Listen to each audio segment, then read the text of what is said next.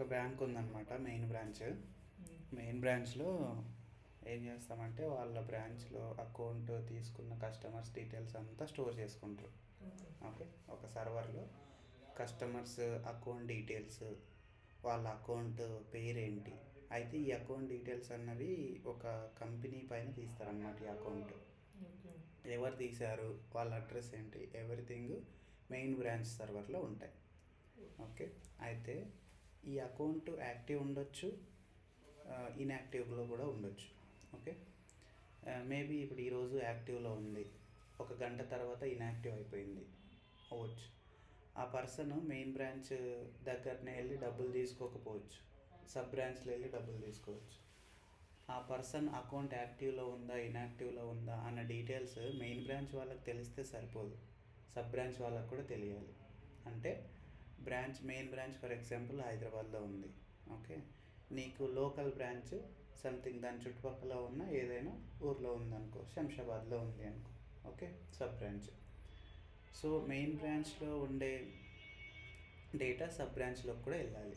So అంటే main బ్రాంచ్లో ఉండే సర్వర్లో ఉండే డేటా సబ్ బ్రాంచ్కి కూడా వెళ్ళాలి.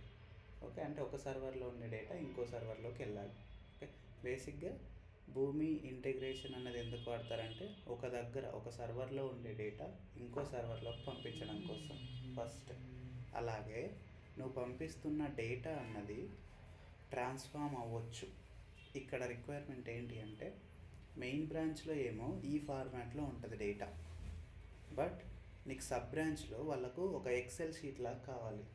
ఏ పర్సన్ యాక్టివ్లో ఉన్నాడు, ఈ పర్సన్ యాక్టివ్లో ఉందా లేదా అకౌంట్ అన్న కాన్సెప్ట్.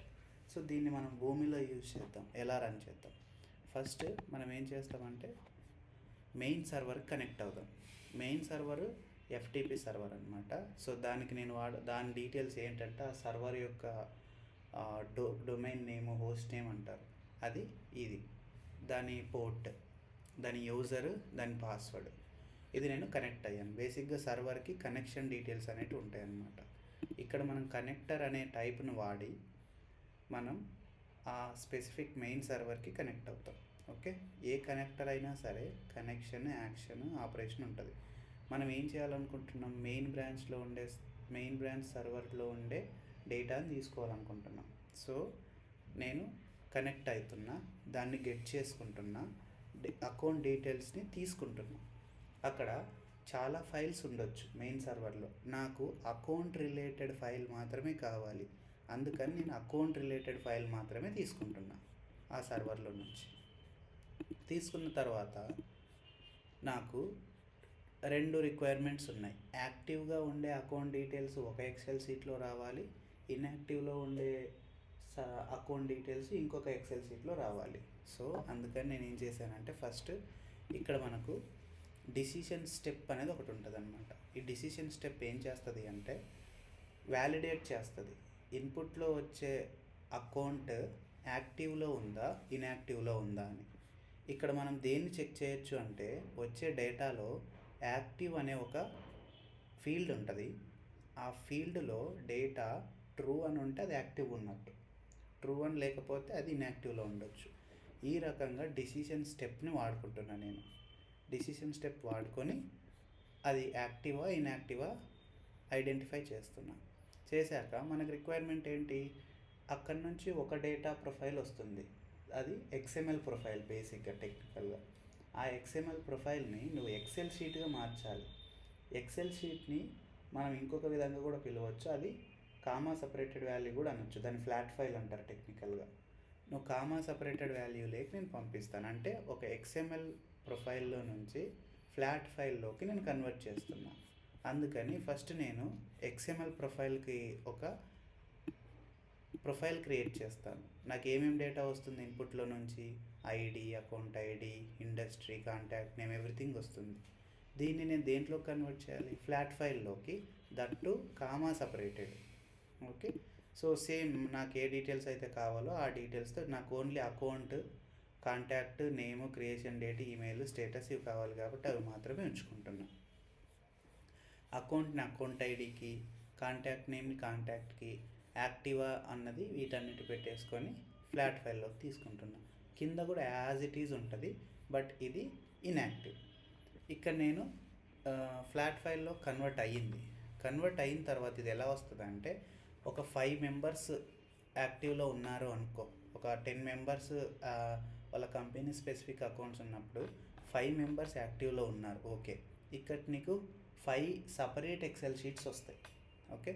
అలా కాకుండా నాకు అన్నిటినీ కూడా ఒకే ఎక్సెల్ షీట్లో రావాలి, 5 సపరేట్ రాకుండా.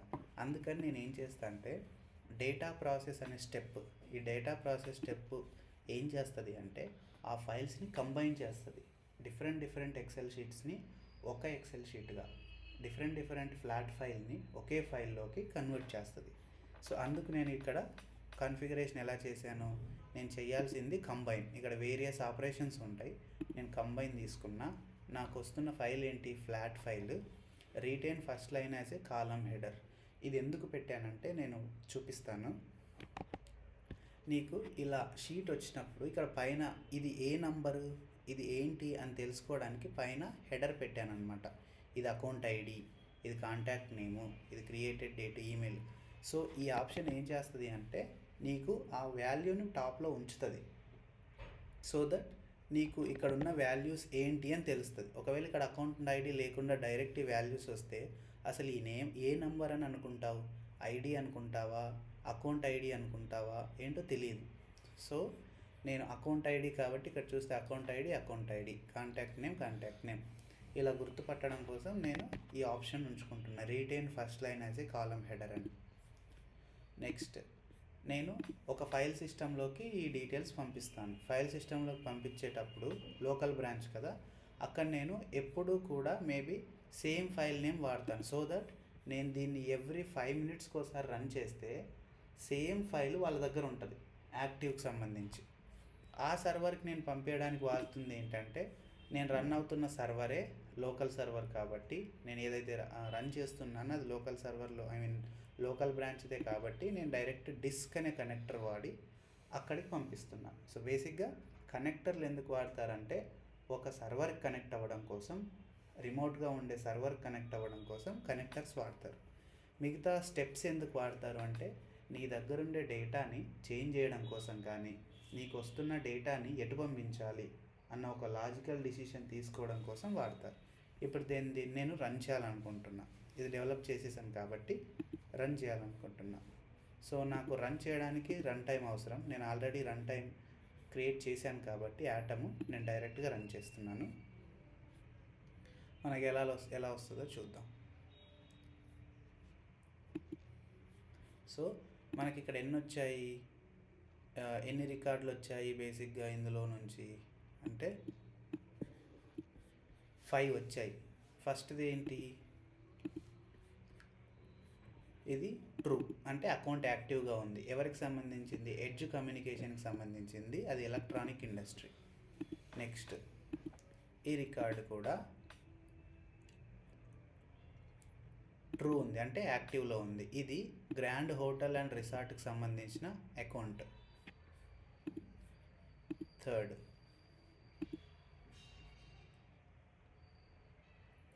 ఇది యునైటెడ్ ఆయిల్ అండ్ గ్యాస్ కార్పొరేషన్కి సంబంధించింది, బట్ ఇది ఫాల్స్ ఉంది అంటే ఈ పర్టికులర్ అకౌంట్ అన్నది ఇన్యాక్టివ్లో ఉందని అర్థం.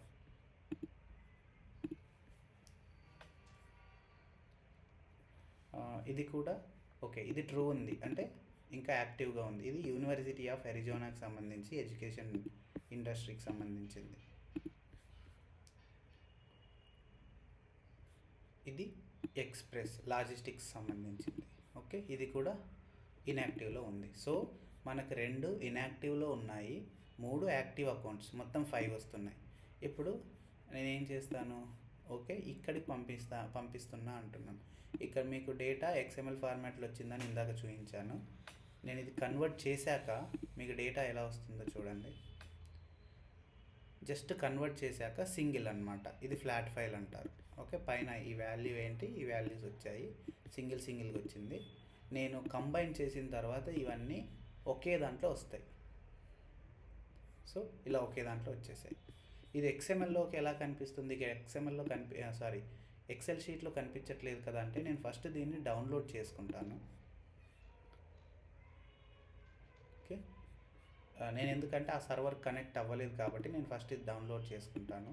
డౌన్లోడ్ చేసుకున్నప్పుడు నాకు ఇది డిఏటి ఫార్మాట్లో కనిపిస్తుంది. నేను దీన్ని ఏం చేస్తాను అంటే సిఎస్విలోకి చేంజ్ చేస్తాను. సిఎస్వి ఓకే, సంథింగ్ నేను యాక్టివ్ డీటెయిల్స్ అని పెట్టుకుంటాను. Active account details. ఈ ఫైల్ నేమ్ మనం అక్కడ చేంజ్ చేసుకోవచ్చు. ఇదే విధంగా నీ సర్వర్లోకి వెళ్తుంది. ఇప్పుడు డబుల్ క్లిక్ నేను ఓపెన్ చేస్తున్నాను దీన్ని, చూడండి వచ్చింది. సో నీకు ఒక ఎక్సెల్ షీట్ లాగా వచ్చేసింది, అన్నీ కూడా ఒకే దగ్గరికి. ఇలానే నీకు బ్రాంచ్ సర్వర్లోకి వెళ్ళిపోతాయి డీటెయిల్స్ అన్నీ కూడా. నేను ఆ బ్రాంచ్ సర్వర్కి కనెక్ట్ అయ్యి చూపించలేను కాబట్టి నేను జస్ట్ ఫైల్ డౌన్లోడ్ చేసుకొని చూపిస్తున్నాను. సో ఇది ఎక్సెల్ షీట్. సో ఎందుకు భూమి యూస్ చేసుకుంటారు. సో రిమోట్ సర్వర్లో ఉండే డీటెయిల్స్ని ఒక సర్వర్లో ఉండే ఇంకో సర్వర్లోకి పంపించడం, అండ్ అలా పంపించడమే కాకుండా నీకు వస్తున్న డేటాని దాని ఫార్మాట్ చేంజ్ చేసి పంపిస్తాం. ఎందుకు డైరెక్ట్గా సబ్ బ్రాంచ్లో ఉండే వాళ్ళు మెయిన్ బ్రాంచ్ సర్వర్ కనెక్ట్ అయ్యి ఆ డేటా తీసుకోవచ్చు కదా, సపరేట్గా మళ్ళీ సబ్ బ్రాంచ్కి డీటెయిల్స్ ఎందుకు పంపించాలి అంటే, నీకు ఎప్పుడైనా సరే సింగిల్ సోర్స్ ఉంది అంటే ఆ డేటా కరెక్ట్ అయ్యింది అంటే నీకు మళ్ళీ దాన్ని రీస్టోర్ చేయడానికి డేటా ఉండదు. అందుకని ఎప్పుడైనా సరే మెయిన్ సర్వర్ని సెక్యూర్గా పెడతారు. ఆ డేటా పైన ఎలాంటి యాక్టివిటీస్ చెయ్యరు.